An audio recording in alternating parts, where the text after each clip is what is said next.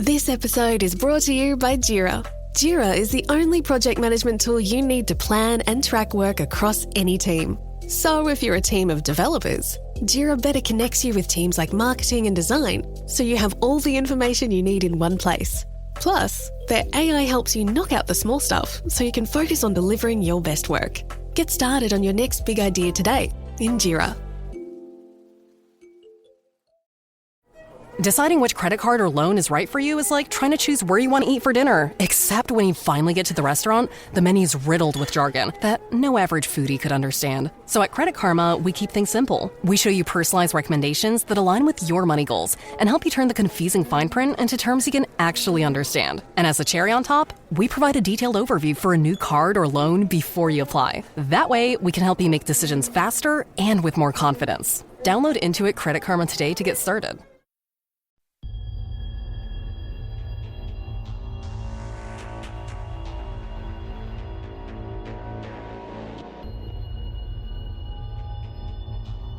According to author John Keel, in 1965 there was a group of alien contactees in Mexico that claimed that they were taken to a place the alien beings referred to as Ganymede. 3 years later, in 1968, an even larger group of people from South America claimed to have been contacted by beings who said they came from a place that they also called Ganymede. The strangest of these cases were not only that they both had people not only seeing UFOs, but they were claiming to have been contacted and transported to faraway places in space to visit another world called Ganymede. And they were countries away from each other and 3 years apart in the 1960s. And if you dive a little bit into the technology that was available in the late 60s, not only in Mexico and South America, but honestly the whole world, it would prove to be damn near impossible for these people to be in contact with each other to share their stories. In fact, these people's encounters wouldn't have even been known by Keel if it weren't for his background in journalism. And people wouldn't believe Keel if it weren't for his various ways of documenting and recording first-hand stories from the contactees themselves. But why were people countries away from each other sharing experiences about Jupiter's moon? The fact is, they weren't referring to Jupiter's moon. And that's not where the strangeness ends. Not by a long shot. Welcome back to Infinite Rabbit Hole.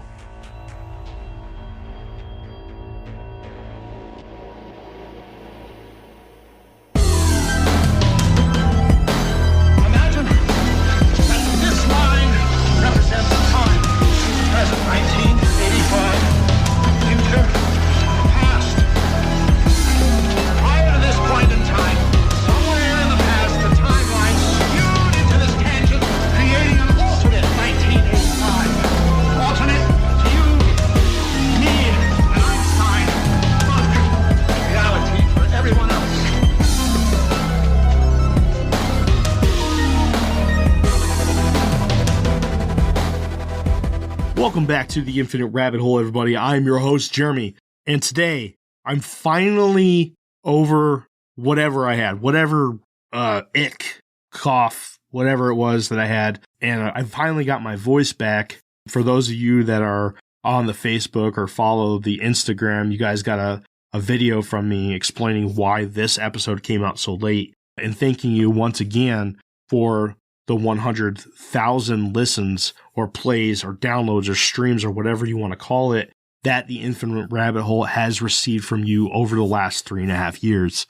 Thank you. Thank you, travelers. I can't explain this enough. This is such a big thing for us. We have a lot of stuff in the horizon. Listen to the end of the episode for some peeks into what's in the future of the Infinite Rabbit Hole. With that being said, today we're covering Indrid Cold again. We're remastering the series that really, I think, honestly, propelled the Infinite Rabbit Hole into the ears of a lot of people around the world.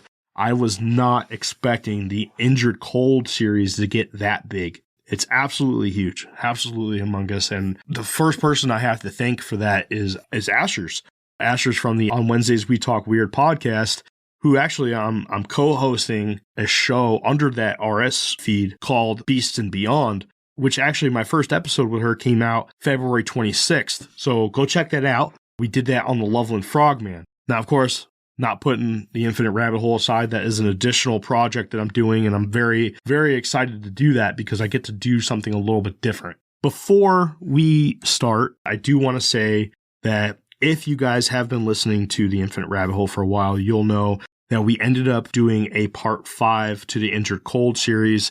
It was a interview with Tanya Derenberger, the daughter of Woody Derenberger, who had incredible insight into this amazing story. Unfortunately, Tanya passed away last year, May 19th, 2023, from her battle with multiple sclerosis. I can't even begin to say enough about her.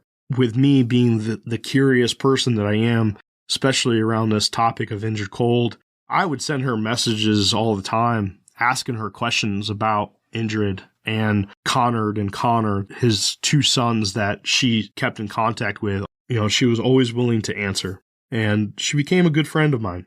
She became a fan of The Infinite Rabbit Hole, where she would send me a message or a text commenting on an episode that we did prior. And a couple times she actually made a connection with some of the older series before that to the Indrid Cold stories. And there were connections that I never could imagine. But once she said it, it was like a light clicked on. And I was like, oh, man, wow, I can't believe I missed that. I don't want to keep you guys too much. I just want to say, once again, thank you so much for the 100K. Really, really, really appreciate it. I re-recorded all of this. Took me 2 hours. And then after editing down, hopefully I can get it to around that 2-hour mark. Sorry for how long it is for those that don't like the very long episodes, but this is a special, so enjoy. Here I am rambling. So, without further ado, travelers, here is Indrid Cold Remastered. I'll see you on the other side. Chapter 1. Woody. First Contact. On the night of November 2nd, 1966, Woodrow, aka Woody, was driving down Interstate 77 from Marietta, Ohio to his home in Mineral Wells, West Virginia. Now, Woody Derenberger was an appliance salesman who had just started his career in the field after going on strike the same year at his previous career working for the Union Carbide. That's a chemical and polymer plant that employed a lot of people in the area, by the way. As he was approaching the intersection of I-77 and Route 47, Woody noticed a set of headlights in his rearview mirrors blinking off and on. This signal was often used back then for wanting to pass someone. The car passed Woody, and soon after he noticed that another car was coming up fairly quickly with their high beams on. As what Woody refers to as quote-unquote the ship pulled up beside his car, he noticed that it was no vehicle he had ever seen before. The lightless ship pulled in front of Woody's truck and turned sideways, blocking all lanes of the highway, and slowly came to a stop. Woody slowed down and pulled over onto the shoulder of the road before stopping his vehicle completely. During the entire time, Woody's truck and all the lights, radio, and gauges worked perfectly fine, and according to Woody, the craft stood 45 to 60 feet away and resembled an old kerosene lamp sitting on its side. The center of the ship was large and tapered off as it extended left and right before it flared back up before the ends. The craft was dark gray, and even though there were absolutely no lights coming from the craft, it did glisten in the rain, and the only sound he heard was a soft and steady flapping. Now, Woody stopped roughly 8 to 10 feet away from the craft with his headlights illuminating its side. Very soon after they had both stopped, a door on the ship had opened and a man exited the craft. After the man was completely out of his ship, it rose into the air about 500 to 100 feet above the location, directly above where it stopped. Woody watched as the man walked directly in front of the headlights of his truck, and by his best guesses, Woody described the man as being just shy of 6 feet tall, around 180 pounds, perfectly tanned skin, and black slicked back hair. There was absolutely nothing off about this man. As the man stood in the light casted by the truck's headlights, Woody began hearing a voice in his head, asking him to please roll down the window. Woody leaned across the front seat of the truck and rolled down the passenger side window for the man. But instead of walking to the passenger side, the man walked over to Woody's side and looked at Woody through the driver's side window and began mind-speaking to him, asking him, telling him to not be afraid, followed up by asking what his name was. Woody became very scared of the situation that he found himself in and discovered that it was hard to speak to the man. Then, as if the man could read his mind, his voice returned to Woody's head stating that he could answer by thinking or by speaking, and that either way was just fine. And without Woody saying a word, the man replied, quote, "Nice to meet you, Mr. Derenberger. My name is Cold." Immediately after introducing himself, Cold asked Woody if he worked for a living. Woody responded by explaining that he was a salesman, and Cold responded by telling him that he himself was what they called a searcher, followed directly with telling Woody that, quote, he shouldn't be frightened, and that he wished him no harm and only happiness. Now, Cold was sporting a large grin and stood with his arms crossed and his hands under his armpits. He continued the conversation by asking what the lights were in the distance, and Mr. Derenberger responded by telling him that the lights were the city of Parkersburg. Cold followed up by asking Woody if that was a place where most people lived, and Woody responded by explaining that some people surely did live there, but the most people lived in the surrounding areas and that the city was mostly for business and entertainment. Cold explained that where he is from, areas like that are called gatherings. The conversation then took a slight different tone. Cold told Woody to look at him and stated, quote, I am the same as you are. I sleep and breathe and bleed, just as you do.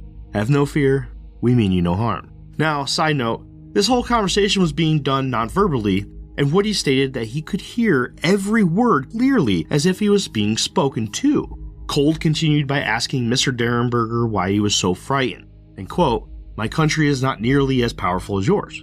Cold ended the conversation by telling him to report his experience to the officials and that he would be back at a later date to confirm his story. Without any sign from Cold, the craft lowered down and the door opened back up, and Woody was able to see another man inside the craft. The man closed the door after Cold had entered and slowly began to rise up off the ground, and by the time it was above the trees, Woody had taken off as quickly as he could.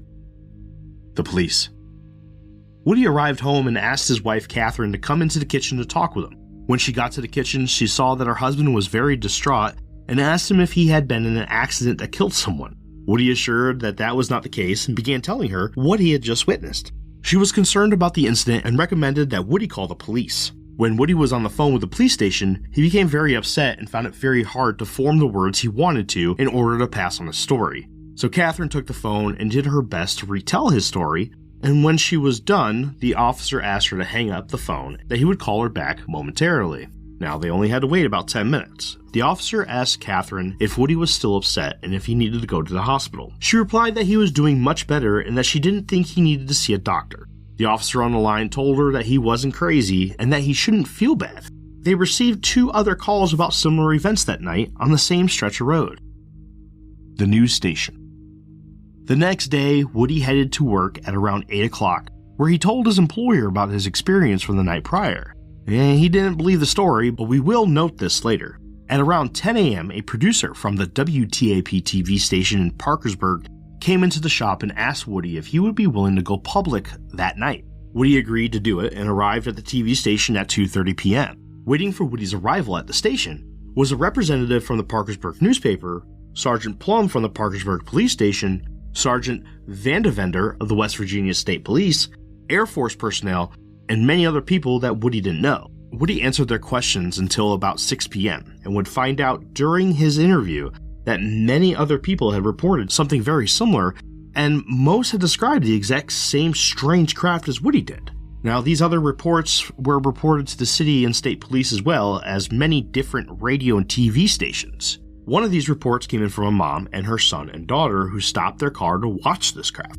The police station believes that this encounter happened immediately after Woody's encounter and may have even been the ascent after the incident with Woody and Derenberger that this family was watching. When the craft left the area, it was heading towards Parkersburg. Another man reported an incident where the craft was hovering over his car and shining a blinding white light over his entire vehicle on the same stretch of road. 2 truck drivers reported being stopped by a vehicle that they described as being very similar to the one that stopped Woody to author and investigator John Keel. These men did not want publicity and stayed anonymous. We will be talking about this encounter in deeper detail later, but after the interview, Woody headed home and arrived around 6:30 to a crowd of people in his yard. Some he knew, and most he did not. They all wanted to hear Woody's story again, and some even came forward to him about their own encounters with a craft in that area as well. At 2:30 a.m., Woody asked everyone to leave since he had to work the next morning. Woody's second incident. The next day, on the 4th of November, 2 days after his first contact with Mr. Cold, Woody was driving home from Pomeroy, Ohio with a friend. Driving south on Route 7, Woody began to feel a strange feeling in and around his head. He described it as a slight tingling. Later on, the passenger of the vehicle also claims to have a strange feeling come over him as well. Woody claimed to know that Cold was attempting to contact him telepathically, which Woody reluctantly accepted by thinking a thought to Mr. Cold. Cold told Woody that he thought he should slow down and drive safer. His craft was hovering over his vehicle very high and that he was following him. This time, Woody claims that he is much more accepting of the situation and knew that this was sitting better with Cold. Cold continued his conversation with Woody by telling him that he comes from a planet known as Lanulos, get this, near a galaxy called Ganymede.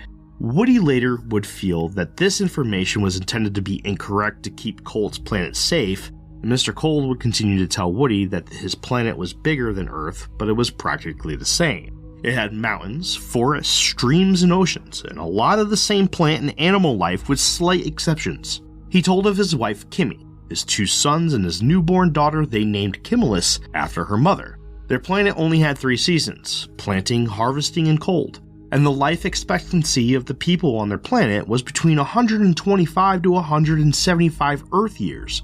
And just before Mr. Cold warned that he was ready to break contact and to expect a severe shock as the contact was broken, he told Woody that his first name was Indrid. Just after that, their communications to each other were broken, but Woody never received the shock that Cold had warned about. Instead, he had a pain in his temples that quickly spread through his head. The only place Woody initially reported this incident to was directly to NICAP, the National Investigations Committee on Area Phenomena in DC. Fallout from the interview. The amount of attention that Woody and his family received after the televised interview was way more than he had anticipated. He received phone calls from all over the country, letters from all over the world, and people were showing up at his house at night to watch the skies. On most nights, 25 to 30 people would show up, and some of them would even knock on the door to personally ask questions and hear Woody's story. Woody worked mostly in the evening, so often his wife would be left alone with his children while strangers piled up outside and knocked on their door. One night, Woody arrived home late from work and noticed that there was an unusual amount of people parked by his house. He and his wife estimated it at 150 individuals. It became obvious that this was too much when he noticed men in the trees with shotguns. Woody called the police to remove the people from his property, but as soon as the police left, most of them came right back. The effects of all the attention began to find its way into the lives of his children, Charles, age 7, and Tanya, age 3. We'll talk a little bit more about Tanya a little bit later. Charles was being bullied at school, and both children were having a very difficult time falling asleep due to all the noise outside at night. Both children suffered from nightmares on a nightly basis as well, and Woody's sales began to drop drastically. And since he was a traveling salesperson, living off of commissions from his sales, the attention began to affect the Derenbergers financially as well. Nobody was buying from Woody anymore. Everyone was familiar with his story and most thought he was crazy. Those that did reach out to request a visit from him to discuss the sale of an appliance only did so to talk to him about the UFO and had absolutely no interest in actually buying it. This resulted in his family having to move and sell most of their furniture, and they moved into his wife's family's summer cabin and were able to find peace for about a month.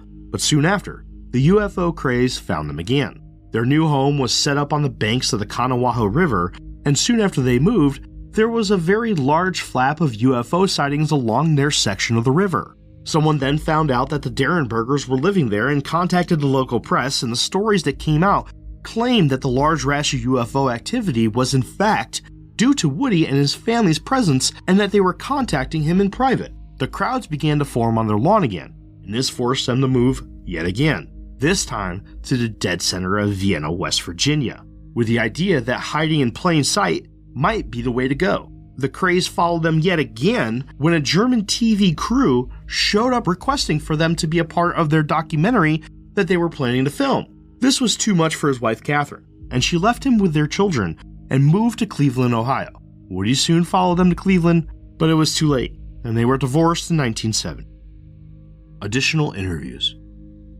At the end of December in 1966, Woody was contacted by the former police chief of Parkersburg and current captain of the Cocoa Beach, Florida Police Department, Bruce Parsons. He was also working as a security guard for NASA and was told to reach out and invite Woody and his family to Florida so that Woody can tell his story directly to the head of NASA, a man only introduced to Woody as Charlie. Instead of a pleasant trip to Florida and thrilling tours of the Cape Kennedy base, he was instead interrogated for 5 days by many different people.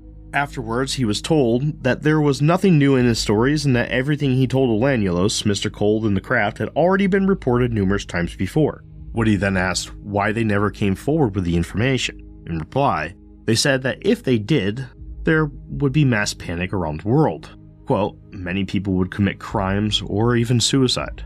And a quoted line from the book Visitors from Lanulos by Woodrow Derenberger states that they said, quote, women would commit suicide, throw babies out of windows, jump under trains, and that this kind of panic could sweep the entire world, end quote.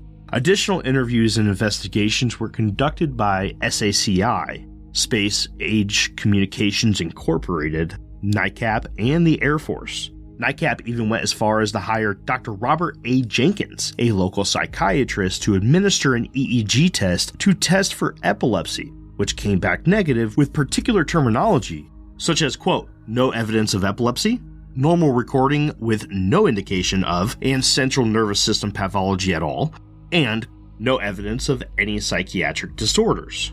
NICAP dropped even lower by telling Woody to not speak to anybody regarding these events unless there were a representative from NICAP itself. Woody responded by telling them that he will speak to anybody he wants to. In turn, the representative that interviewed Woody returned a report to NICAP claiming that his stories were false and the told events reminded him of a carnival. Indrid visits Woody's home. Woody was still living in Mineral Falls, West Virginia one night when he came home very late from work. He claims that as soon as he opened the door of his car, he heard Indrid tell him to not be frightened and that he and Carl were on his back porch. Woody invited them into his house to get out of the cold, but Indrid refused as he did not wish to wake anybody up. They talked for almost 2 hours on Woody's back porch. They talked about the space programs they had on Lanulos and how they learned and studied how to control gravity and manipulate distance in space. They told Woody of their world and how they never had a war erupt on their planet. They described how everyone saw each other as brothers and sisters and that they worshipped one God in a religion that they only referred to as the children of God. They believed that there was one God that created all of the worlds. Woody tried to explain that there were many religions on our planet and how often they were the basis of many wars. Indrid's opinion was that these wars were mostly because people did not have the right tools to properly communicate to one another. He said that many times it is hard to take a thought and put it into words, but with telepathy, their planet has learned to understand someone's thoughts, ideas, and point of views without having to formulate words. Indrid told Woody that his planet's population should learn telepathy, and that everyone has the ability to learn it, as it is very easy to learn with the right teachers. In the beginning. During their conversation on Woody's back porch, Indrid and Carl told him of the beginnings of Lanulos and how it came to be. The legend they told was how a spacecraft that crash-landed on the planet of Lanulos, which they believed was from Earth, by the way. There were males and females on the ship, and there were also families. They worked for many years to fix the craft, and the result was their failure and anger between individuals. So they broke up the group and traveled in different directions. All of the separated people began farming what they could to live, but after years of loneliness, they craved interaction with their long-lost friends. But because they were duly unfamiliar with this planet and its terrain, they were afraid to leave the immediate vicinity of their individual homes.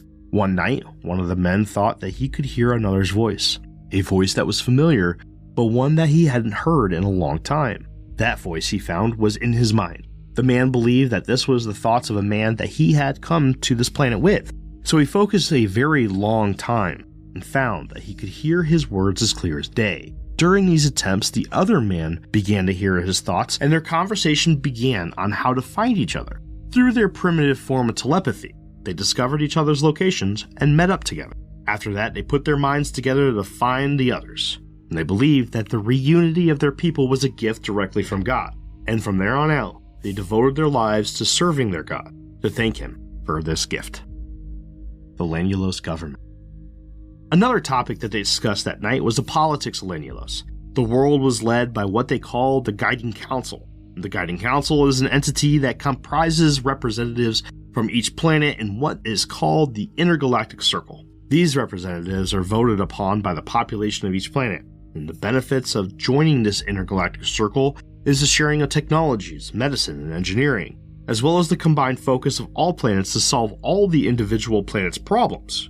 It is agreed that there is absolutely no use of force on one another in any capacity, and at the end of their conversation, Indrid invited Woody to take a trip on their ship, which at this time, Woody refused. Indrid visits Woody's home again. Woody arrived home at around 11 p.m. 2 nights after the chat on his back porch. This time, Indrid and his friend Carl Ardo were waiting for his arrival in the front yard and again had another decently long talk. This time when Woody followed Indrid and Carl back to their ship, Indrid again asked if Woody would like to see the inside of the ship. And this time, Woody went inside and was shown almost the entire ship. On his way out, he saw a panel about as high as his shoulders that was glowing light blue. He reached his hand out to touch it and the door slammed closed. Woody became terrified that he was trapped in the craft and that they were going to take him away. Indrid replied with a chuckle and a smile after hearing Woody's thoughts and said something along the lines of, "No, we won't leave unless you want to go with us." Woody walked out after reopening the door, and Indrid said that one day, soon, he would be giving another chance to go aboard and go for a ride. Woody's ride. One night, while Woody was returning home via Route 21 from Ravenswood, West Virginia, he received another telepathic message from Indrid. This time he said that if Woody wanted to go for a ride, now was the time, and to meet him at a place where a new highway was under construction. Once Woody arrived at the location that the ship had landed at, Indrid told him that they would bring him anywhere he wanted to go on Earth. Woody didn't know why he chose it, but he chose the Amazon forest. Sooner rather than later, they were high above the Amazon looking down on the sea of dense forest. The cover on the windows slid up, and they were able to look out and see villages and streets and people walking as they passed over. They did not stay long, and after they were done, instead of traveling back to West Virginia, they traveled directly upward and out of the Earth's atmosphere and quickly towards the moon. Soon it became obvious that they were traveling towards another much larger ship that Indrid called the flagship of Lanulos, but Woody just referred to it as the mothership. As they came into contact with a docking port on the bottom of this big, large ship, a hatch on the top of Indrid's craft opened up, and this is how Woody entered the flagship of Lanulos. Once aboard the mothership, Woody had a chance to meet the commander of the vessel and eat a meal in their cafeteria. They served a substance that reminded him of potatoes, and a vegetable that was almost exactly like green beans, and a meat that they referred to as katuma that tasted like white-tailed deer. After the meal, they jumped back into Indrid's craft and took a trip just above the surface of the moon. Here, Woody could see bridges over craters and a tunnel that Indrid said was used as a type of parking garage for other ships. After the moon, the windows closed again, and Indrid said that they would only be closed for a few minutes while they traveled at very high speeds. When the windows opened again, he was told that they were in the atmosphere of what they on Earth called Saturn. The planet was shaped like a giant bowl under all the clouds, and the rim was completely encompassed in ice. But at the bottom of the bowl, there were fields of agriculture. Indrid explained that the planet is not mineable, and any equipment that they use here has to be flown in. After Saturn, they flew Woody directly to Lanulos. As they approached the land on the planet, they slowed significantly until they stalled just high enough off the ground to see everything on the planet up close. They flew through cities, fields, forests, and rivers. The people below waved back to him when he waved out the window. Indrid was proud of this planet and showed Woody many different sights, but explained that he would not be able to leave the craft as he would have to be immunized so that he didn't contract anything from Lanulos and he didn't bring anything here from Earth. Indrid told Woody to not worry and that one day he will be able to land and talk directly to the people of Lanulos. Indrid continued by telling Woody that if he wished, he could relocate his family to this planet, Mars, Venus, or any other planet that he desired where there were already people. The second trip to Lanulos. May 11th, 1967, Woody was on his way to Pomeroy, Ohio for work when he received another message from Indrid asking if he would like to go to Lanulos again. The problem this time was that the meetup place was not safe enough to leave his truck, so Indrid's friends Clennell and Elvain Cletaw, Clennell being from the planet Cernibus, devised a plan for Clennell to drive Woody's truck to Pomeroy and parked somewhere non-suspicious while being followed by Elvain in a blue Volkswagen, who would drive Clennell back to the ship where they and the car would be taken on board. This time, when Woody entered the ship, he met a few more of Indrid's people, his wife Kimmy, 2 members of the ship's crew, Tony and Daryl, and of course, Indrid's second-in-command, Carl Ordeaux, was also there. In Woody's best estimate, the trip to Lanulos took roughly 30 minutes this time. As they drew closer to Lanulos, the ship's medic, Daryl, gave him a shot in the arm and an antiseptic shower to prepare Woody for his first contact with the atmosphere of Lanulos. The first place they visited was Indrid's own house. The house was made of what Woody described as normal everyday bricks and glass, but the house was very beautiful. As Woody entered the house, he had his first contact with someone from Lanulos on Lanulos, Indrid's own children. The first was his oldest, Conrad, who was 12 years old, followed by his son Connor, the second oldest of 10 years old, then finally Indrid's youngest, a little girl named Kimmelis, only 5 months old. He was taken on a tour of the house by the Colds and was fascinated by only a few differences compared to a typical Earth home. One being the stove in the kitchen/dining room area, and the other being the laundry room, which was completely different to what you might expect on Earth.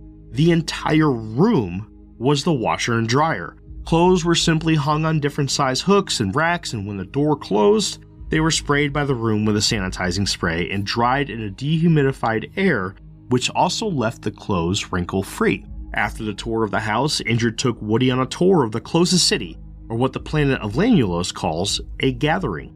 On Lanulos, the cities were not given names like those on Earth. They were given numbers instead. This one was called 27 Gathering. Some very noticeable features of this quote-unquote gathering were the sidewalks were moving for you, and you stood on them and were simply taken forward in your chosen direction. Everyone was nude. The people of Lanulos only wore clothes for warmth, and on days that clothes were not needed, they simply didn't wear any. And this, of course, made Woody stick out like a sore thumb. Many of the Lanulos were hesitant to talk or approach Woody, but after Indrid had told them exactly who Woody was, a few were more comfortable with talking to him and shaking his hand. Soon after, Indrid and Carl took Woody into a restroom and asked him to get undressed. This was so that they could continue their business and not draw so much attention to Woody and the group. This time, Woody stood out in a different way. On Lanulos, there were very few underweight or overweight people, and Woody, being an overweight man, he still ended up drawing some attention to himself. Their first stop was a department store where Woody had his hands held by Indrid and Kimmy, as it was not allowed for Woody to bring anything back to Earth from Lanulos. So for good measure, they held his hands. Then they headed to a factory where everything is similar to procedures on Earth. And one major difference was how people washed up before leaving work. There was a large pool of sorts that had soap and overhead sprayers that people would walk through and clean themselves as they exited the facility. After that, they took a trip in what Woody best describes as a Lanulosian car, which had no wheels and hovered over long ditches, which acted as their roads. At the bottom of the ditches, there were massive jets of air that kept the vehicles floating.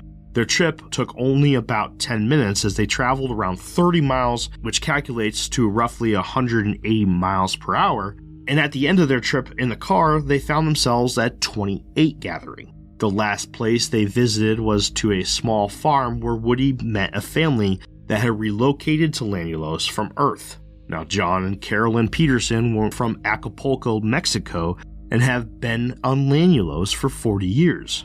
Woody was a little shocked by this, as they only looked to be about 50 years old and were very athletic and active. John told Woody that he was actually around 90 Earth years old and that the planet of Lanulos does wonders for an Earthling's body. The Petersons raised 7 children on Lanulos and had zero interest in ever returning to Earth. When Woody arrived back on Earth, it was roughly 10 p.m., and they were met by Clennell and her Volkswagen, who dropped her off at his truck. Jim and the Humanoids. One night, a young man by the name of Jim Hackett knocked on Woody's door and asked if he knew anywhere that he could see UFOs clearly at night. Woody told him that the best place was a few miles outside of town at a place called Boggle Ridge, and the best time was just shortly after dark. A few nights later, Jim had returned to tell Woody about something that had happened to him one night when out on Boggle Ridge. After the recommendation from Woody to check out this Boggle Ridge, Jim went out there and saw exactly what he was looking for. The problem was that nobody believed him. So the night after, he took his cousin Darla Sarter out to the spot. It was a stormy night and there was no way to see any stars as the clouds were very thick. But soon after they got there, a brightly lit craft was descending towards them and seemed to land behind where they were parked. Then, Jim began to hear a voice in his head, followed by a tapping on the passenger side window that scared the living shit out of him. Whoever had knocked on the window walked to the back of the car and telepathically asked if that was his wife. Jim was scared but answered out loud, "No, that's my cousin." The voice in his head asked him to come for a walk with him and to leave her and the car with the doors locked and that you'll be back soon. Jim reluctantly did as was asked and was brought to a pinkish metal craft that had another human-like being standing near it. These beings asked for his moccasins and told him that they would give them back soon. Jim yet again did as was asked and returned to the car. The next night he came back to Woody's to ask if Woody could come with him and Darla to retrieve his shoes back from the beings at the same location tonight. Woody agreed and told them that he would be bringing a friend along. At this time, Woody reached out telepathically to Indrid and told him of what happened, in which Indrid replied saying that this was not his people. Jim, Darla, and Woody arrived on the ridge and parked the car at the same place Jim was parked the night prior. As the three men walked down the road to where the craft was to be, three silhouettes stood in the tree line, following them down the road. These shadows were Indrid Cold, Carl Ardo, and another of Indrid's crew, Demo Hassan. As Woody and the group approached the craft, the trio of Lanyolosians approached from the back and forced the beings back into their ship. Indrid knew exactly who they were and explained that they were what they referred to as humanoids, and that they were from an entirely different galaxy.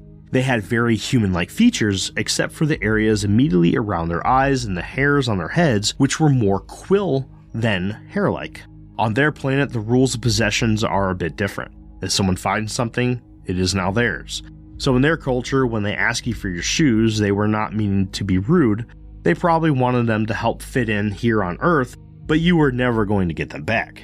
In fact, if they hadn't come with, they would have probably persuaded Jim and Woody to give them everything that they had. Indrid continued by telling Woody to take everyone back to his house and that Jim would get his shoes back soon. The last thing they saw was Indrid's ship escorting the humanoid ship out of the area, and the next morning, Jim's belongings were on his front porch and cleaned. Another counter with the humanoids.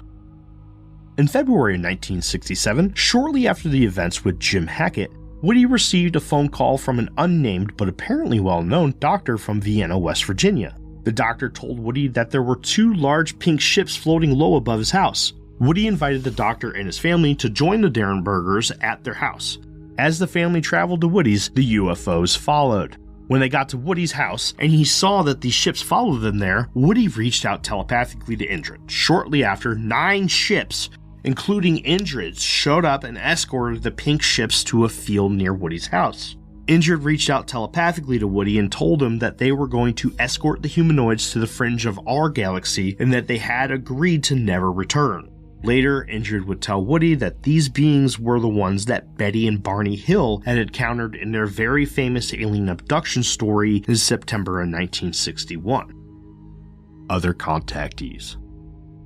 There have been a few other people who have come in contact with one or more of the characters in Woody's story. According to Woody, these are those people. A man from Ripley, West Virginia told author John Keel of his encounter with a man by the name of Clinell from a planet called Cerebus. The man who he refers to has never met Woody and they have never talked before.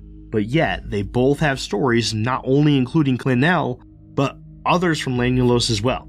Another man who had encounters with people from Lanulos was a man by the name of Kevin from Woody's hometown of Parkersburg, West Virginia.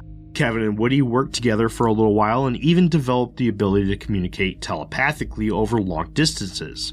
On 2 occasions, Woody and Kevin proved their ability of telepathy to their boss, who quickly changed his mind and now believes in their abilities. A couple from Belpre, Ohio by the names of Dan and Wilma have met Indrid Cold and Demo Hassan on a few occasions as the Derenberger residents. They have become good friends of the people from space. A woman and her 2 friends had an encounter with a ship and the 2 people from Cerebus named Jitro and Elvain Klita. The encounter happened after a visit to her new summer home with her parents, and it ended with her feeling very uneasy. The next night, when she came back, she saw a large craft in the sky directly over the Little Kanawha River, where her cabin was located, and left. The next night, she showed up with her two friends, Mary and Grace, and they witnessed the crafts lowering down to the ground and waved to her neighbor, a man by the name of Woody Derenberg. A doctor by the name of Alan Roberts visited Woody at his home in November of 1966. Dr. Roberts was interested in Woody's story and requested to talk with the men from space. Woody told him that he would reach out to Indrid and tell him that he was interested in talking with him. One day, when the doctor and his wife were over at Woody's house, one of their children had called to tell them that there was a man in their house and that the other two children were hiding upstairs. The doctor and his wife sped home and were stunned to find a note written on the fogged-up kitchen window saying, quote, "Left because of children. We'll come back another time. Demo." Demo obviously being Demo Hassan, one of the men from planet Cerebus. Dr. Roberts was visiting the Derenbergers one night in late December of 1966 when a craft landed on Woody's property and Demo exited, and Dr. Roberts finally got his chance to meet a man from space. Since then, he has met with Indrid and a few others and has even learned to speak telepathically with the others that share the ability. A woman by the name of Ellen Paris had an episode with her health at a grocery store one day. Before this episode, she had been in contact with Indrid and very much wanted to go to Lanulos after being offered, but she was afraid of flying and could not gather the courage to board the spacecraft and fly through space to a planet far, far away. During her health issues, she remembered a man through her painful haze who asked her if she wanted to go to Lanulos. She replied yes, and was driven to a rural area and remembers getting to Lanulos and being escorted through what she called Gathering 27 by two women who matched the physical descriptions of Butylene Voss and Indrid Cold. On July 19, 1969, Woody was giving a lecture at the University of Youngstown to a small group of professors from the university. After the lecture was done, he took the group outside and called for a showing of the spacecraft via telepathy. Not only one, but two crafts showed up. They didn't land, and the group didn't have contact with actual people from the ships, but the display alone was enough to convince many that Woody was serious about everything he said. Another ship landed in Parkersburg in July of 1968 and was witnessed by many people, including two police officers. On August 31st, 1968, Woody was giving a small lecture to a few people at the home of Roger and Mabel Sherman. As his tradition, after the lecture, he took them all outside and began telepathically requesting a show of a ship. This time, a man showed up in the tree line of the woods and spoke to Woody's mind. This man was Demo Hassan, the man from the planet Cerebus. Woody began to walk and to talk to him, and the owner of the house, Roger Sherman, began to follow Woody. Soon after, Demo began to run away, and Roger ran in pursuit, and Woody followed at a distance. Roger followed Demo for a while into a heavily wooded area, and as he was about to enter the area far behind Demo, he noticed a ship in the air emitting large red spark-like substances and ran back to Woody instead of going any closer. Demo reached out to Woody, telling him not to bring anyone closer than they are right now, as they are having issues with their gravity coils and are running troubleshooting at the moment. Woody and Roger watched for a few minutes in awe before going back to Roger's house and grabbing everyone else so that they could see the spectacular showing of an actual spacecraft up close. Woody watched as everyone stared in amazement and some in fear, and was very happy that he was doing exactly what Indrid wanted of him. One other public showing of an unidentifiable craft was credited to Woody at another small lecture, this time at the home of Miss Rose North of Avon Lake, Ohio. A student named Ed. Starbucks Iced Apple Crisp Oat Milk Shaken Espresso. Made with blonde espresso, creamy oat milk, and spiced apple flavors. It's an icy crisp sip you can enjoy all autumn long. Order ahead on the Starbucks app. During a radio interview in Washington, D.C., a man by the name of Ed called into the show claiming that he, too, has been taken to Lanulos. After the recording, the producer gave Woody the man's number, and Woody called to set up a time that they could meet and talk together. The man was a college senior from Adelphi, Maryland, and was very happy to hear Woody's story as it matched his own very closely. Woody brought with him to Ed's house author and investigator John Keel and a man by the name of Harold Sackham from SACI. During the drive to Ed's house, Harold Sackham asked Woody if he would be able to determine whether or not the man was lying. Woody replied by telling the man in the car about a craft that resembled a carpet or sled. If Ed discussed this craft at all, then Woody would be inclined to believe him, as he had never told anybody about this craft. And Ed's story goes exactly like this. At around 1:15 a.m. on Sunday, December 10th, 1967, he was driving home outside of Washington, D.C. when he noticed a large, white, egg-shaped object in the middle of the road. He stopped his vehicle about 20 feet from the object and saw two men standing outside of it with tan skin and light blue coveralls. One man walked up to the driver's side of his vehicle with a large grin on his face and told Ed not to fear him and that his name was Vadig. They conversed for several minutes, and Vadig asked Ed several questions like, where was he from, where was he going, and what did he do for a living. Shortly after the conversation started, Vadig told Ed, quote, "I'll see you in time." And he returned to the object where a door opened up and he and the other man entered into said object before it began to lift off the ground and fly away. A second contact with Vadig happened when Ed was working as a waiter at a local restaurant, and Vadig walked in and sat down. Now Vadig asked Ed if he remembered him, and Ed said yes he did. Ed was a little concerned because he did not tell this man that he worked at this restaurant. They talked very little, and Ed brought Vadig a coffee. At this time, Vadig asked him if they could meet up later, and Ed accepted. That night, Ed was being driven home from a coworker. The moment that he had gotten out of the car, a black Buick had driven up and a door opened which revealed Vadig and another man sitting in the car. Ed got in the Buick, and they drove for about 30 minutes to a remote location where they found the craft where Ed had seen fly away the other night. Once on board, he was brought into a room with a chair and a TV. He sat down, and the TV showed the ground traveling away from the screen, and then eventually the Earth itself shrinking until it was no more. After a short while, another planet came into view and they began to land. Once they exited the craft, they jumped on board a car with no wheels that drove along long ditches, and Vadig explained that this was Lanulos.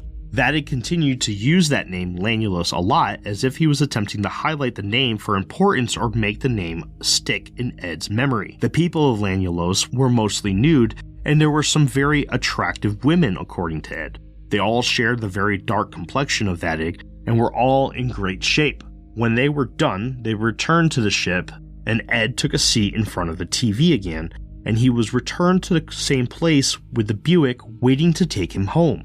After another 30-minute drive home, he found that only an hour and 30 minutes had passed since he was dropped off.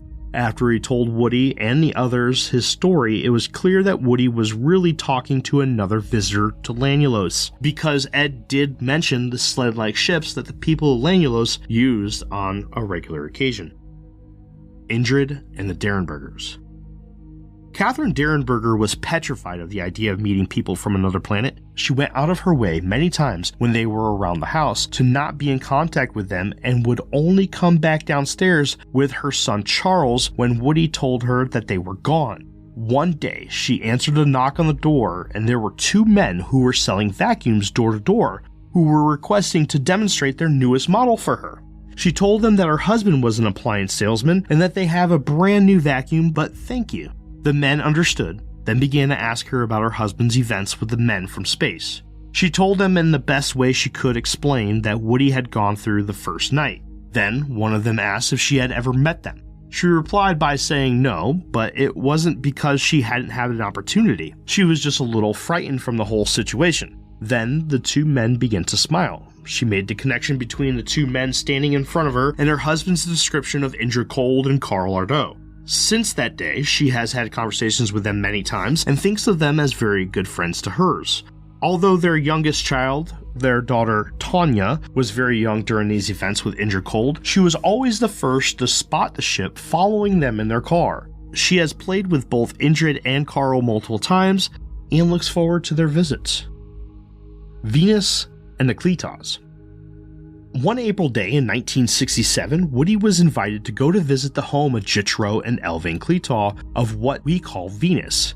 Woody described the ship they used to get to the flagship, or mothership, as a Venetian scout craft, and was what everyone recognized as a typical flying saucer. This craft was not meant to fly far distances, such as from Earth to Venus, so they had to stop at the mothership before traveling to Venus. According to Woody's description, the surface of this planet is very flat.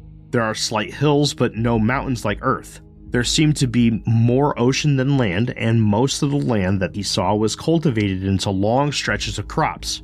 The rest of the land was covered in dense forests and small bodies of water, such as rivers and streams. He explained that according to Jitro, the temperature was steadily between 100 and 110 degrees Fahrenheit, and the only time that they wore clothes were for fancy gatherings like dances. He described the people as having a yellowish skin and again failed to find anyone who was too thick or thin. Everyone looked in really great shape. He wasn't able to stay too long as he was expected to be at work the next day, but he wished he was able to stay longer than he had. Some questions answered. Why did they come here, and what do they want from Woody? They come to Earth for the simple task of helping their brothers and sisters. They believe heavily, due to their own religious beliefs, that they should help us by eventually welcoming us to the collection of human civilizations that speckle the Milky Way. By doing this, we can trade culture, medicine, and technology. Well, then why don't they just land in a public area? They want to, but the first few times they tried, they were shot at and even chased by military missiles and aircraft. They are afraid that if they showed up on the front lawn of the White House, they would only be free to go when it was decided by the governments of Earth. They don't want to be prisoners and they don't believe in war. So their plan is to contact those select few that they believe can help and go through them slowly and methodically until the coast is completely clear and the people of Earth are ready for them. Chapter 2, Tanya Derenberger. The First Night. In Tanya Derenberger's book, Beyond Lanulos, she dives deeper into her father's story and tells of her experiences living with the man who talks with spacemen. In the second chapter of the book, she tells of what she remembers of the events of the night of Indrid Cold's first contact with her father, and even adds a little more to the story that was not in Woody's book. In addition to the story that her father tells, she adds that there was a time of the night on November 2nd, 1966, when 4 men knocked on the front door of their home.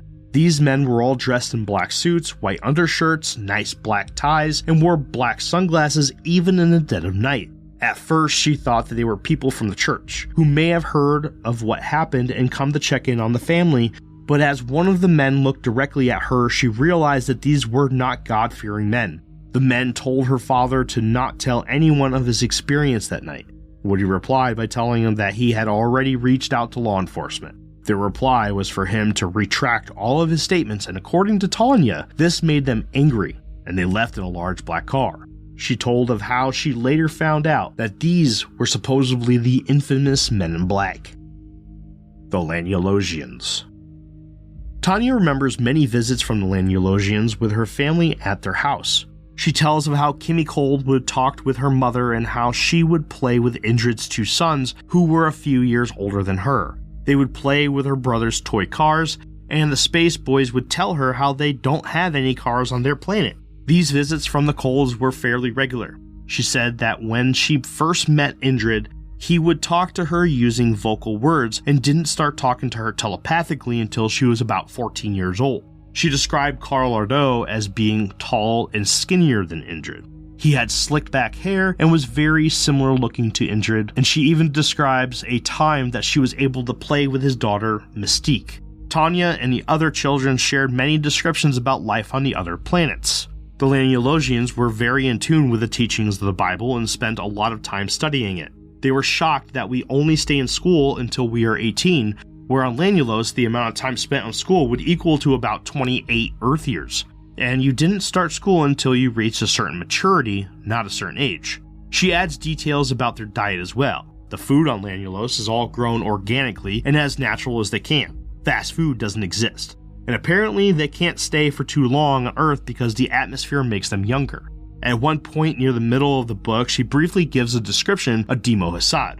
He, just like Indrid and Carl, were tall and tanned with slick back black hair, but what made him different was his skittishness. Demo did not feel comfortable around people he didn't know, and he was one of the last spacemen Tanya had the chance to meet due to him having to build the nerve to come to the Derenbergers' house. She described how most of the time the mob of people were outside of their house. Indrid and Carl were there mixed in with the crowd of UFO enthusiasts. To most people, they looked just like any other human being on Earth.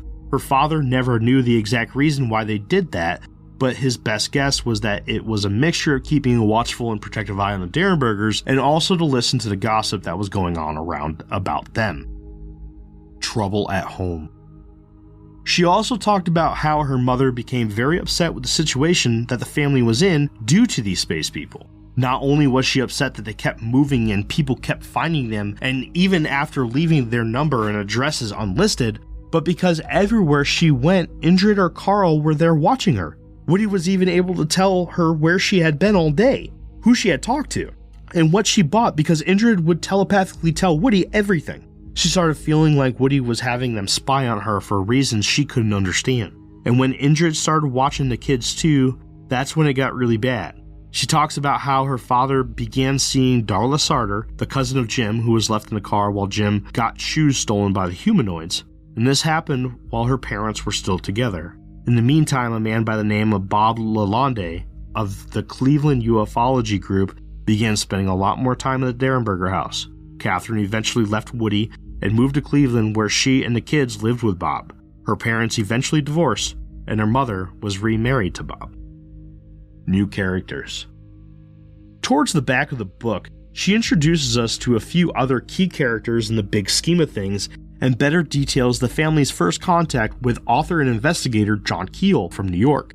She described how on his first night that she showed up at their door, he had seen lights in the sky just over the hill. So he went to see if they were maybe headlights in the distance, and in order to do that, he had to climb a fence and a hill on the other side. He soon found out it was an electric fence, and then fell into a large muddy puddle on the other side. He did end up getting his answer that there were no roads back behind the hill, and also got chased by Woody's neighbor's bull. This story was also recounted in Woody's and Gary Barker's book as well. Speaking of Gary Barker, she also introduced us to him. He was a writer and author of UFO books for his Saucerian Press.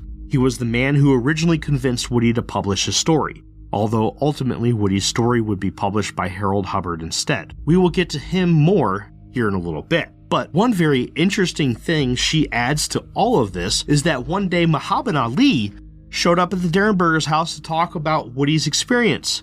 Ali was a world-famous champion boxer and also claimed to have a few run-ins with UFOs as well. So he claimed to be very interested in their father's story. When Woody finally published his book, he sent a signed copy to Ali, who often brought it ringside as his good luck charm. Ali even showed up on The Tonight Show with Johnny Carson with Woody's book, claiming it gave him good luck. The end. At the end of her book, she tells how at her father's funeral, there were many people there. A lot of chatter was about whether Indrid would show up or not. According to her, he was there, and so were his two sons. Indrid no longer comes to Earth and has now successfully handed all responsibility over the protection of certain Earth families over to his two sons. Tanya still has telepathic conversations with Indrid, but now only sees Conrad and Connor, Indrid's two sons. There are updates about all of the characters from Lanulos and Cerebus, but I am going to leave those out because I don't want to give too much of the book away. I only intend to give the story critical information and not take away from anyone else's hard work. One of the absolute biggest surprises came at the end of the book, and personally had my mind blown by the author of the epilogue in Tanya's book, that being from an investigator by the name of Indrid Cold, who had shown Tanya one of the only supposed pictures of the famous, quote-unquote, stranger at the Pentagon, Valiant Thor. Tanya replied with, quote, "This is the man who represented himself as Indrid Cold to her family." Who was Gray Barker? Let's start off the conversation about Gray Barker with a question. Who was Gray Barker? Gray Barker was a ufology and alien author who was famous for not being a true believer himself. After his death in 1984, his sister told many about how Gray only wrote books for the money, and his friend and fellow authors James W. Mosley was very open about telling everyone the truth about Barker, saying, quote, "He pretty much took all the ufology as a joke." Gray even referred to his own paranormal writings as his quote-unquote kooky books. So, why are you telling us about a man if he didn't even take these subjects seriously?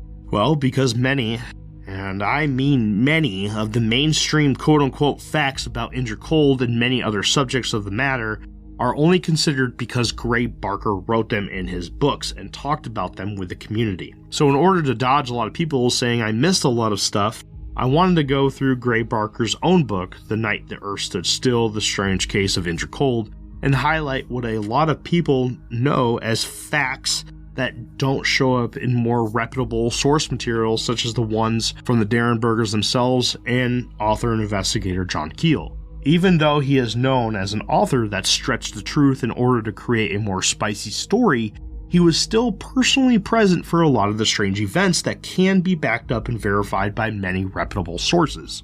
He was also a man that was surrounded in conspiracy as well. Many believe that he worked closely with the CIA and other three-letter government organizations, and purposely put over-the-top information in his works to discredit the community.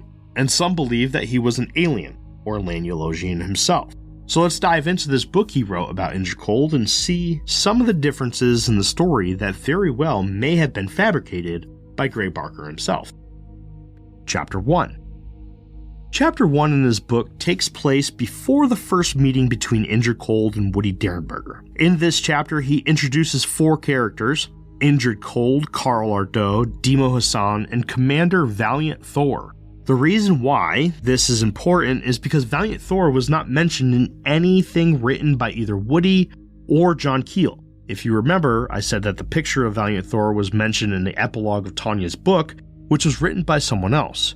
Another piece of the story that doesn't match up is that when he introduces Demo Hassan, he introduces him as, quote, the youngest and most impetuous of the crew. Impetuous meaning carefree or headstrong, where Tanya Derenberger described him as being a skittish and cautious man. When Woody met Indrid. In Gray Barker's accounts of the first meeting between Indrid Cold and Woody, there are a few differences that jump off the page at you when you read it. The first thing I notice is how he claims that the lightless craft that began to tail him lifted over his truck instead of passing him on his left, and then lowered itself in front of him before coming to a complete stop. Another thing that stuck out was that immediately after the event, he described Woody's thoughts about what had just happened. In his thoughts, he thought of a TV show that his wife enjoyed watching called The Joe Pine Show, and one particular episode where a man from California told a story about alien beings who looked like humans brought him on a trip in their ship to their home on Venus. I didn't see any mention of this in other writings, but it doesn't necessarily mean that it wasn't true. Barker did have many interviews with Woody Derenberger where he could have gotten additional information from him. Remember, Gray Barker was originally the publisher who was going to publish Woody's story. Beeps and clicks. In an early chapter of his book, Gray Barker briefly mentions an event that without previously reading John Keel's The Mothman Prophecies, I don't think I would have been able to pick up on, let alone understand the reference. While he was on the phone with James W. Mosley, a friend, fellow ufology author, and editor of Saucer News, mentions that during their conversation they both heard a beeping sound followed immediately by a series of clicks. This prompted Barker to state, quote, "There's the silent group again," referring to the mysterious unknown party that has a tendency of tapping and listening in on many different conversations mentioned in John Keel's book, The Mothman Prophecies. This happened during a conversation in which they were discussing the upcoming visit by Keel with Barker in Parkersburg, in which Keel wished to meet Woody Derenberger to discuss his events. We'll get into this more later on. On the approach of the Derenberger farmhouse, Barker claims to have spotted a car among many others sitting outside of Woody's residence that had men holding various recording and listening devices that looked very strange. Another added piece of the info that was given to Barker and Keel during this visit with Woody was that Lanulos was 30 light years away. The visit continued with both Keel and Gray in requesting for Woody to telepathically request a ship to show over the property. This, of course, was their trump card they thought was going to disprove Woody's claims. Woody replied with, "I will reach out, but I don't always get an answer." This made the men even more confident that Woody was going to have an excuse as to why he couldn't get in contact that night, and Barker and Keel were going to walk out of Woody's house with the feeling that Woody was just another storyteller. When Woody replied with something along the lines of, "I believe if we go take a look out back, you men will be surprised at what you see." This, of course, got the two investigators excited, and the group went out the back door and looked up towards a hill belonging to Woody's neighbor. There were lights just above the crest that both Barker and Keel thought were simply passing traffic on a highway far in the distance, but there were other lights further above the hill that were much harder to explain. This is when we get the story of John Keel climbing the electric fence and being chased by Woody's neighbor's bull. According to Keel, the man who climbed the hill to see the lights, there was a highway in the distance, but may not have been able to explain a majority of the lights, and definitely was not able to explain the ones that were further above the land. Soon after, the group returned to Woody's house, and soon after that, the men witnessed a large red globe in the sky, half the size of the moon, that seemed to flicker in and out of existence. It was noted that this object was far too big to be a planet. The men returned to the hotel that Keel was staying at and discussed the night's events.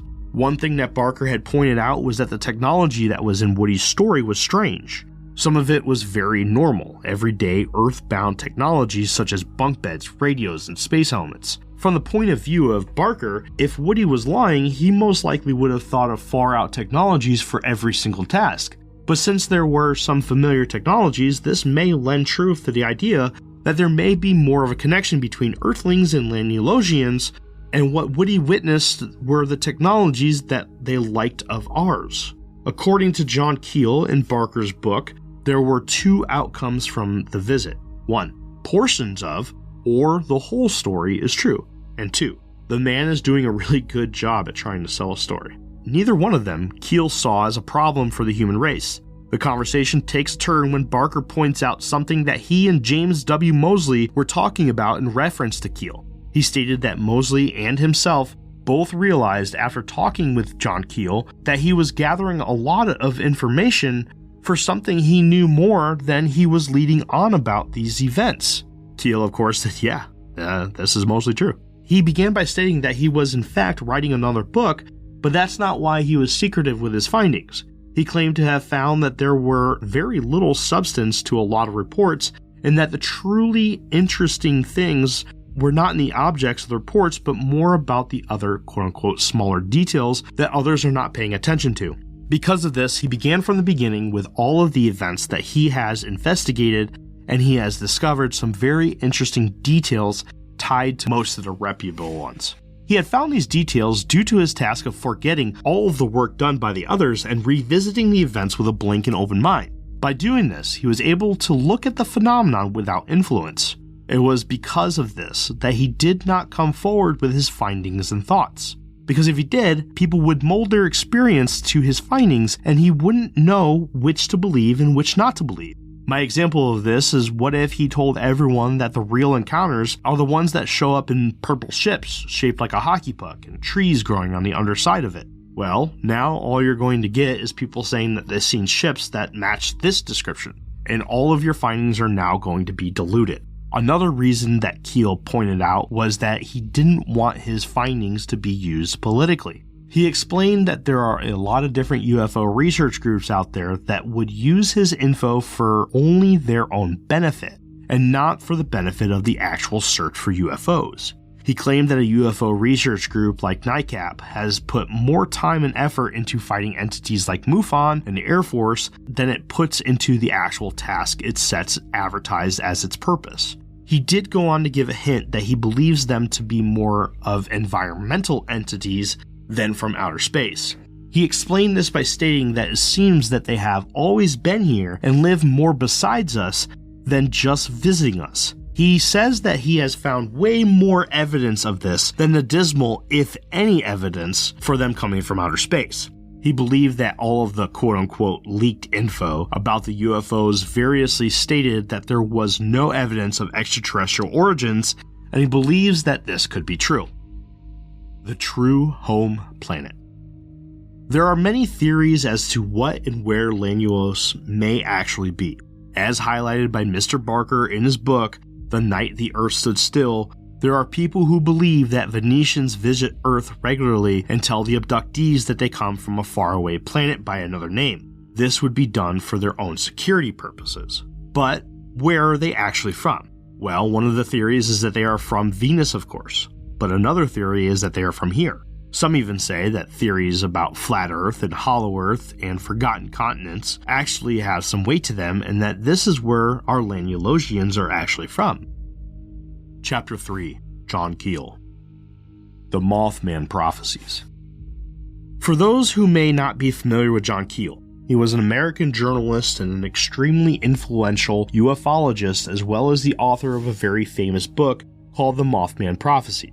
John Keel served in the U.S. Army as a member of the Armed Forces Network during the Korean War. After his time in the Army, he became a radio correspondent in France, Germany, Italy, and Egypt. He is the man known for coining the title of the Men in Black, and one of his most important contributions to ufology was the finding and sharing information on the clusters of UFO sightings in a specific area during a specific time he referred to as flaps.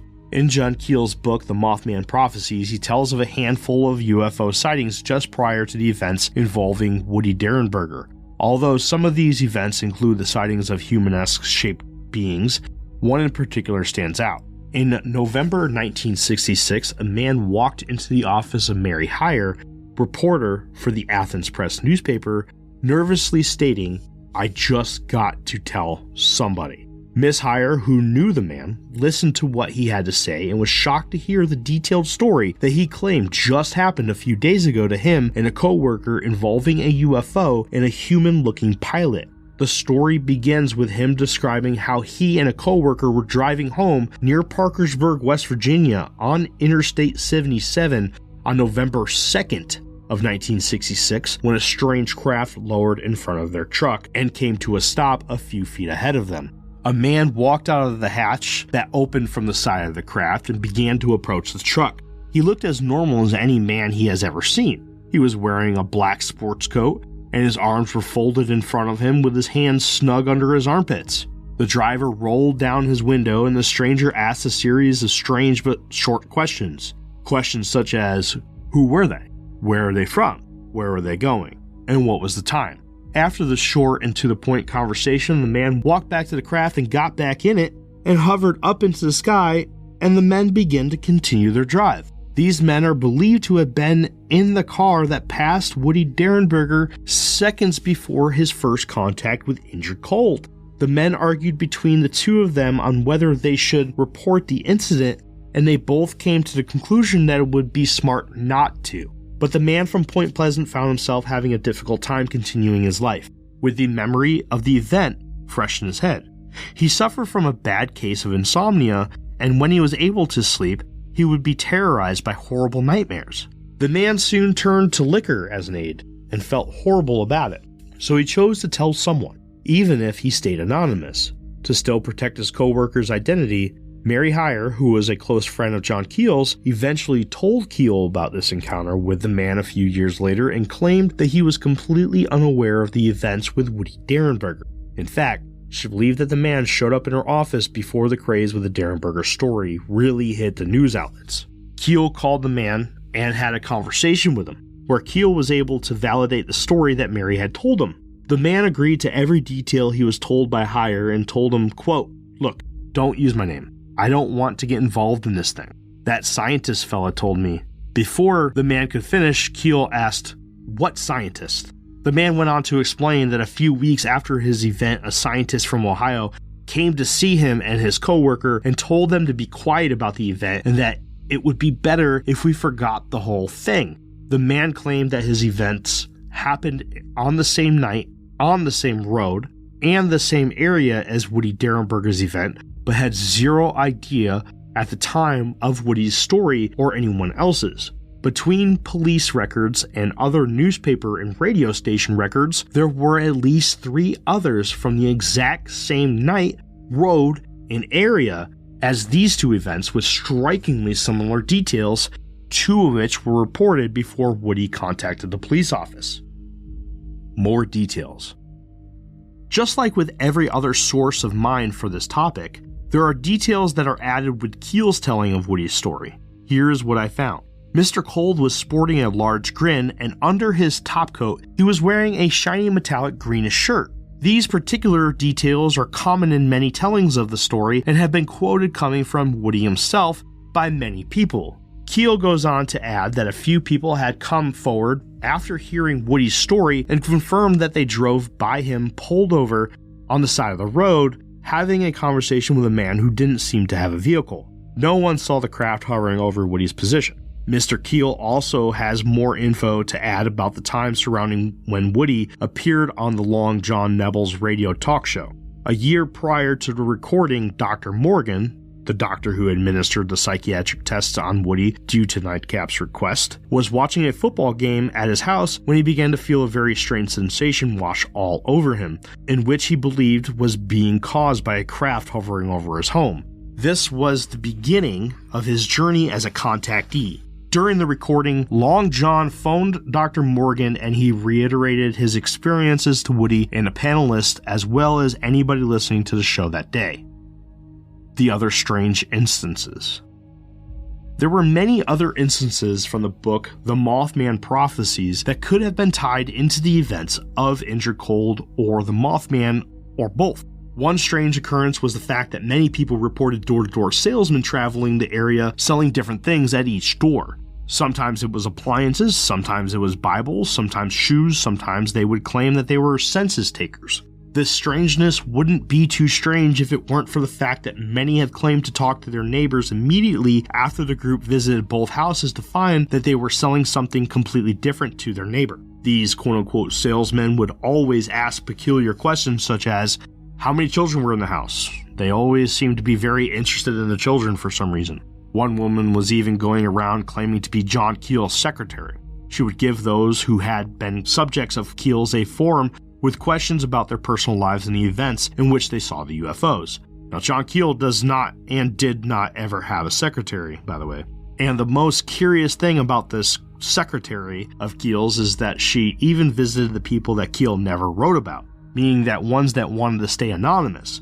These visitors would most often show up at people's homes shortly after the witness's event. To Keel, this was a textbook Men in Black activity. Now, when I read this, I thought to myself that this sounded like people who were checking out houses to steal from, but then I remembered that in Woody's book Visitors from Lanulos, there was a time when Catherine Derenberger, Woody's wife, answered the door and two men who turned out to be Indrid Cold and Dimo Hassan were attempting to sell her a vacuum cleaner. This ended up being her first face-to-face contact with the Lanulosians. Another strange instance that you read about all through Keel's book is the act of people attempting to talk on their personal phones and being interrupted by loud beeping and whirling sounds. This did happen to Keel himself a lot, but was not specific to him alone. This happened to a lot of people talked about in his book, and many of them called the phone company to have them run a check of their wiring, and every time they came back with no problems. Sooner or later, Keel ended up finding out that his line was being tapped by a sort of mechanism. The strangeness with the phones didn't end there. This sound would be heard even when people would receive calls with no one answering on the other end.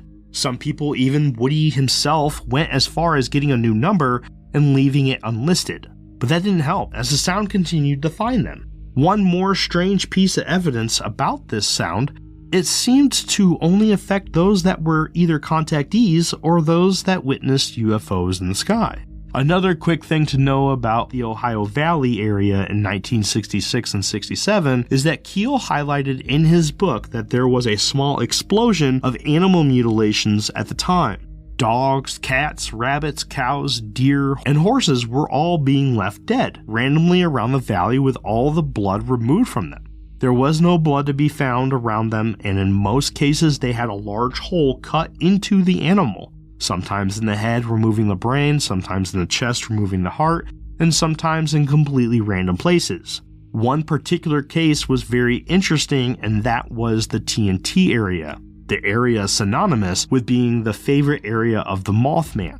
Just prior to the real snap of Mothman sightings and events through the Ohio Valley, so was this the Mothman's doing, Indrid Cold's, or another completely unrelated set of events?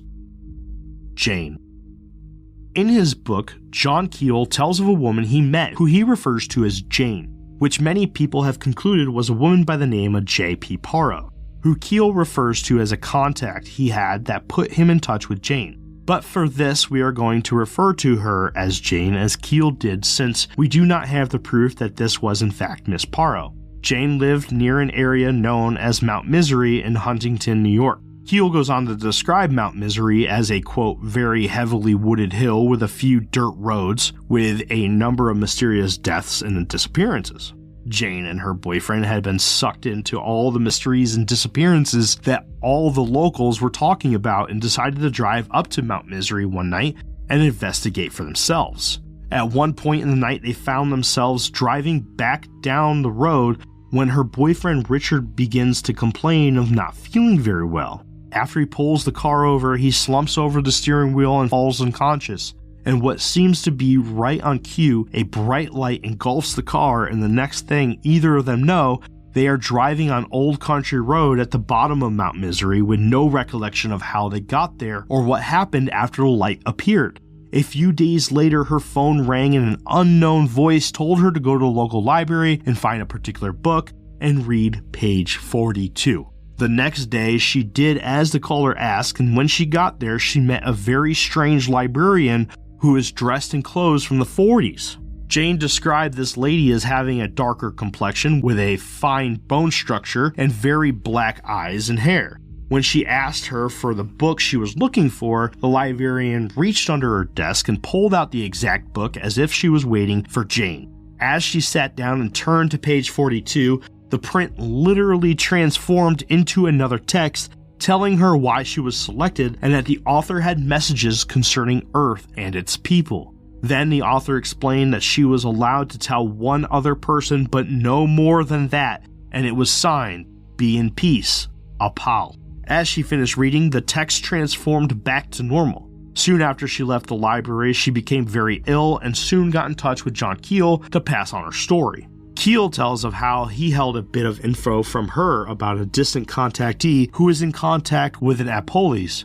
Keel saw the signature at the end of John's reading of Apal was similar to Apolis and wanted to see if she was going to lead him down a familiar path. A couple of weeks later, Jane claimed to have been seeing the librarian everywhere she went. One particular encounter with this woman was worrisome to Jane. She was in a local department store when the librarian came out from behind a rack and began speaking to Jane in broken English and still wearing the same outfit from weeks ago. She began laughing hysterically when Jane asked her if she lived around the area that they were in. The lady then asked Jane, quote, "Is there any AU here?" Keel took this as she was asking for gold, since the symbol for gold on the periodic table is the letters AU. Jane was unable to sleep that night and got up early and headed out for a walk. The librarian stepped out from an alley and told Jane, quote, "Peter is coming." And Jane remembered that Catholics believed that the final pope was going to be named Peter. The only reference I could find to this, by the way, was from the fictional novel The Roman Peter II, The Last Pope by George R. Arroyo Matiz. Just after a large black Cadillac with an olive-skinned driver stopped next to the woman and a very tanned man who dressed like a very important person stepped out of the vehicle with a large grin on his face. He shook her hand and introduced him as Apal. Apal gave Jane a folded up piece of paper with a very small disc inside and told her to always keep it on her to let the really good people know who she was. Jane mailed the gift to Keel, and Keel was very unimpressed with either the paper or disc, which was the size of a quarter.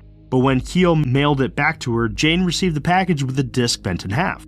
Now this did interest Keel, as he believed that whoever had given it to Jane had access to the mail system and was able to access things in closed-off packaging. The reason why he was interested in this was because he had either mailed off or was mailed very important things dealing with his investigations that failed to reach their intended destination, even though the packaging was fine. Another month later, and after regular visits from Apal and a few others, she was presented with 3 pills. One for now, one for in 2 days, and a third for her to have someone dissect for her assurance that there isn't anything harmful in it. She turned the pill over to Keel, of course, who had it tested, and it came out that the contents proved to be a drug normally prescribed for infection of the urinary tract. After she took the first pill, she contracted a terrible headache and lost sight in her right eye. 2 days later, she took the second pill with no side effects. The same day, a man claiming to be Colonel John Dalton of the Air Force called her at her house and told her he wanted to meet her at her place. And a day later, without her giving him her address, he showed up with another man who was a young lieutenant. The man claiming to be Dalton asked her what she knew of a flying saucer that had landed nearby, and Jane replied with a chuckle and told him that she didn't believe in such things. The man responded by opening his briefcase and pulling out a packet of paperwork for her to fill out. When she refused to do so, he told her it was fine as long as she just signed it. She replied with, "Now that would be pretty stupid." Soon after this, Paul began using Jane as the middleman for contacting Keel. He told Jane to tell Keel some very serious and compelling things that ended up coming true. Remember, the date of the publication for this book was June 23, 1975. These things he told Keel were: 1. Things will become more serious in the Middle East. As we are very aware, conflict in the Middle East never really ended and has been ongoing since before the book was published and long after. 2. The Antichrist would rise up from Israel. This has yet to come true as far as we know. 3. The Pope would head to the Middle East soon and be knifed to death. Now, Pope John Paul I died on September 28, 1978, after only holding the position for 33 days. The official cause of death was a heart attack, but there are many, including others in high-standing positions in the Catholic Church, who believe that he was murdered, and the list of possible murders is pretty impressive.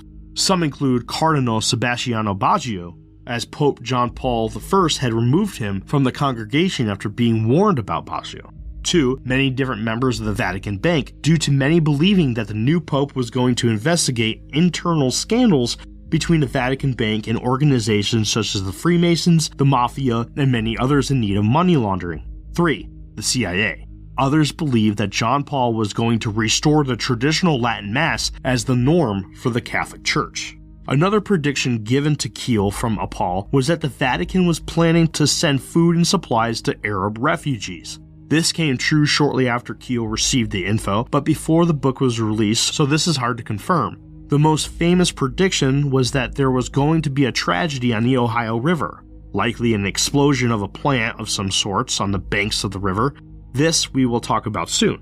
The next few were given to Keel after he met her in person and put her under hypnosis and had control of the session taken away as Jane started to speak to him, claiming that she was Paul herself. These are the predictions given to Keel at this time. 1. Pending plane crashes. According to John Keel, this also came true, but again, hard to confirm with the lack of more info and events happening before publication of the book. 2. Robert Kennedy was in trouble. Robert Kennedy died on June 6, 1968, years before the publishing of this book, so it is hard to determine the authenticity of the prediction. As one of Keel's last statements about Jane and Paul was that he had to simply think of a question and Jane would call him soon after with an answer from Paul. Chapter 4. Everything else. The Grinning Man. One of the most popular nicknames associated with Indrid Cold is the Grinning Man. Some also refer to him as the Smiling Man. The name, the Grinning Man, forces you to believe that Indrid Cold is a man who grins. A lot, maybe all the time. This is both true and not true. Let me explain. The Grinning Man title is given to an entity that seems to follow and even chase down people in the streets and sports a cynical-looking grin from ear to ear. The reports from the quote-unquote Grinning Man began on October 16, 1966. Two boys by the names of Martin Mouse Munoz and Jimmy Yonkaitis were walking home along a chain-link fence on 4th Street in Elizabeth, New Jersey, when the boys discovered a very tall man with no hair wearing a shiny green suit staring at them with a very big grin on the other side of the fence. The man chased the boys until the boys eventually were able to lose him. The boys later would report that the man's face was very strange and seemed to lack a nose and ears. This is the event that would give the entity the name the Grinning Man. John Keel outlines a story that may have been associated with this being in his book, The Mothman Prophecies. He tells of how in 1962 a man by the name of Don Estrella was walking home to his apartment when he became aware of a man following him. Unlike the man a few years later in Jersey, this man was short and had tan skin and wore a long coat, but just like the man who chased the children, he sported a large evil grin. In my opinion, these two stories and others of the Grinning Man seem to not be of Indrid Cold. The story that takes place in New Jersey and a select few others seem to be a story involving a paranormal entity that is rarely seen in the US, that being Spring-Heeled Jack. The story that includes the man being followed to his house may seem more like Indrid Cold with his bronze skin and long coat, but the stalker being short is a dead giveaway that this was not Indrid, and instead may have been a different being altogether. Now, you may hear this and think it sounds like a typical stalker story and not much to compare, but stories of the Grinning Man typically follow one of three paths when it comes to the perpetrator's MO and physical description, two of those being the two we just went over. Many different stories involve a spring-heeled Jack-type person sporting a large grin, and many others involve a short man in a large coat also sporting a large grin. Now, the third one, I do believe, could very well be our Lanulosian. This story involves a girl by the name of Linda Lilly who lived in Point Pleasant at the time of her encounter. She was a teenager living with her parents in 1967 when she had awoken one night to a tall man standing over her. The man's face was half covered by the shadow casted by her window shade, but she could clearly see a very large grin spread out along his face. When the man started to walk around her bed, she screamed and hid under the blankets, only to come back out a few minutes later and the man was gone. This story has two things that stand out the most to me as possibly being Indrid Cold. The time and place, 1967 in Point Pleasant, West Virginia. All other stories that I could find of these tall, athletic, able to jump 6 foot tall chain link fence Indrid Colds and short tanned wearing their uncle's overcoat Indrids take place in plenty other parts of the country. The tall one typically around the Atlantic seaboard and the short one dang near everywhere. But Linda Lilly's story may be the only story of this grinning man actually being described as Indrid Cold, strictly because it had to deal with the right place at the right time. Strange people. Indrid Cold was far from the only strange human-like figure in the eastern portion of the Ohio Valley in the years of 66 and 67. Another answer to Linda Lilly's story is it could have easily been one of the strange characters that were seen by thousands of other people. Two groups of outsiders made their way into the small towns of central and northern West Virginia and southeastern Ohio. One of these groups were clearly normal humans, but they were suspicious due to their very conservative hairstyles, clothing, and mannerisms. Many believe that these were Air Force or other three-letter agency personnel sent to monitor the UFO, monster, and strange humanoid events that were plaguing this area of the country. The second group were real strange ones, and now that the description of Indrid Cold has been made public in many different forms from documentaries to books to website articles, it is clear that these were other beings from the same place that Mr. Cold was from. They sport a darker skin, which most described by those who witnessed them as bronzed, like that of the natives from the South Asian islands. The features were sharp, the lines from their nose, chins, cheeks, and eyes were too straight. They came in all sizes from the very short to the very tall. They wore clothes that were very strange for the late 70s. Most wore clothes that were recently out of style or out of style for 10 to 20 years, and some seemed to wear lightly futuristic clothing with metallic features. They wore very thick sole rubber shoes with jagged treading similar to those that the astronauts wore on the moon. Those who had personal encounters with them described some having to take pill-like capsules with water in order to calm down their excessive reddening, bloating, and sweating. And one family even claimed to have spotted a green wire coming from one of their shoes and up their slacks as they sat down. These were the people that were going door to door selling things, asking about children, requesting entrance into people's homes, coming out as telephone line workers after people were having issues with beeping in their phones, even though they never called the telephone company. It is widely believed that these were the people of Lanulos, or from wherever they really were from. But one thing was obvious to those that lived in the eastern part of the Ohio Valley in 1966 and 67, that was that they weren't from there. Mothman. Now, what a lot of people who are not in the know about Indrid Cold don't know is that all of these events with the man from Lanulos happened at the same time as the craziness that ensued with the Mothman sightings and the collapse of the Silver Bridge in Point Pleasant, West Virginia. In Keel's book, The Mothman Prophecies, he begins his dive into the connections between the events of Mothman and Indrid Cold by simply laying a teaser.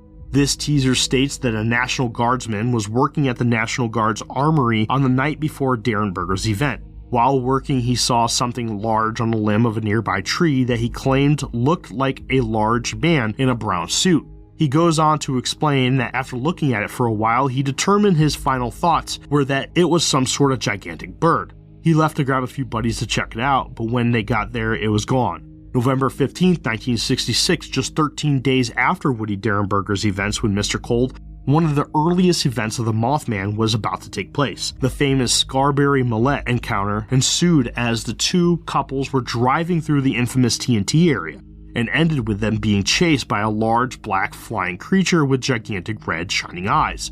That is all we will go into on this event for today. Remember, this episode is about Indrid Cold, but no worry. Of course, we're going to cover Mothman, and it's going to be soon. I am including these events for timeline purposes and to show the possible relationship between Indrid Cold and the Mothman. Altogether, over 100 people witnessed and reported their encounters with the Mothman between 1966 and 1967. The Silver Bridge.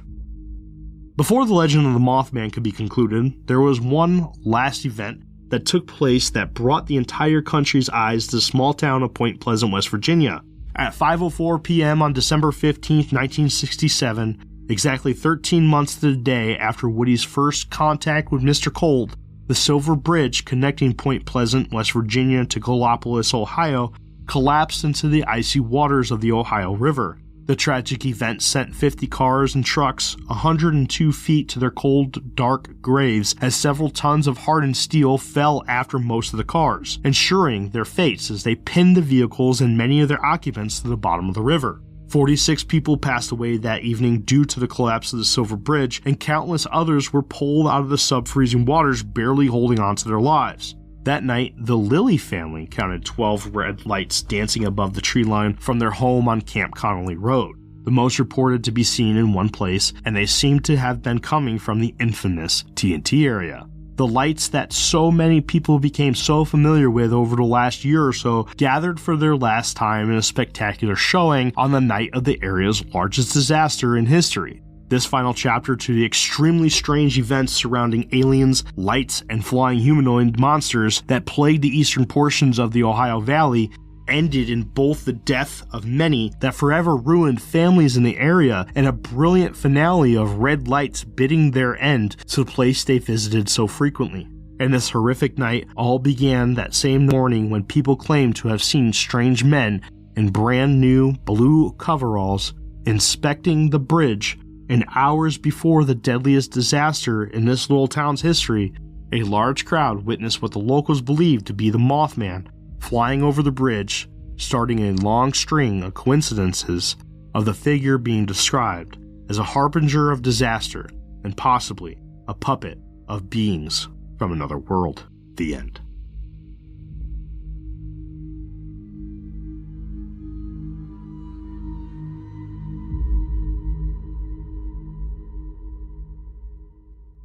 Well, that's it, everybody. That is my entire presentation on the Indrid Cold story. Woody Derenberger, Tanya Derenberger, John Keel, all of this. Absolutely phenomenal stuff. The Indrid Cold story took a completely different turn in my life as an archivist of all of these incredible stories. You know, I was absolutely blessed to be one of the few that got a chance to actually talk to Tanya Derenberger. Thank you, Ashers, by the way, for that.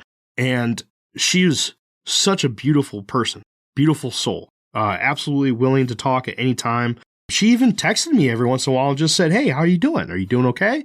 Eventually, our relationship grew so much that she was willing to come on the show. She became a fan of the Infinite Rabbit Hole, loved our episodes, constantly reached out about this and that after she listened to an episode, and it was awesome. It was absolutely phenomenal. Unfortunately, she passed away last year on May 19th. It's very, very sad. She fought for a very, very long time with multiple sclerosis, and she did a lot of really good work in the MS community.